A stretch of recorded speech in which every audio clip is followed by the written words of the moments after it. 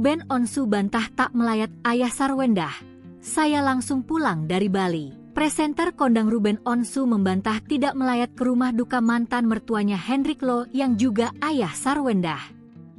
Ruben Onsu mengaku baru bisa tiba di rumah duka pada Minggu, 20 Juli 2025, dini hari lantaran terjebak di pesawat yang delay. Ruben mengaku tidak bisa langsung hadir di rumah duka Hendrik Lo lantaran tengah ada pekerjaan di Bali saat mendengar kabar meninggalnya mantan mertuanya itu. Namun kata Ruben, saat mendengar kabar duka tersebut, dirinya juga langsung meninggalkan pekerjaannya di Bali dan segera mencarikan tiket tercepat ke Jakarta. Di sini saya jelaskan kalau kemarin saya menerima kabar almarhum Yeye, tidak ada posisi saya sedang bekerja di Bali dan saya menerima kabar dari Onyo.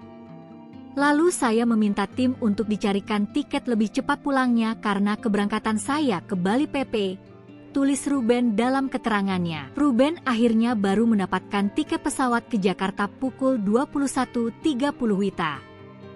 Naas pesawat Ruben delay 1 jam hingga baru berangkat pukul 22.30 WIB dan tiba di Jakarta pukul 23.30 waktu Indonesia Barat. Saat tiba di Jakarta, Ruben pulang sebentar ke rumah untuk menaruh barang-barang dan berangkat ke rumah duka.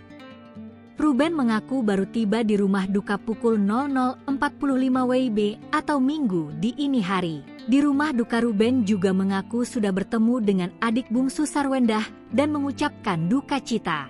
Ruben pun kemudian membagikan informasi penerbangan yang menunjukkan pesawat yang ditumpanginya mengalami keterlambatan sehingga tidak bisa secepat mungkin tiba di rumah duka. Sebelumnya adik Ruben Onsu, Jordi Onsu tidak menjawab keberadaan kakaknya saat Sarwendah tengah berduka. "Maaf ya saya gak bisa menjawab," kata Jordi Onsu seraya tersenyum. Jordi Onsu sendiri tiba di rumah duka pada Sabtu malam, selang beberapa jam sebelum Ruben tiba.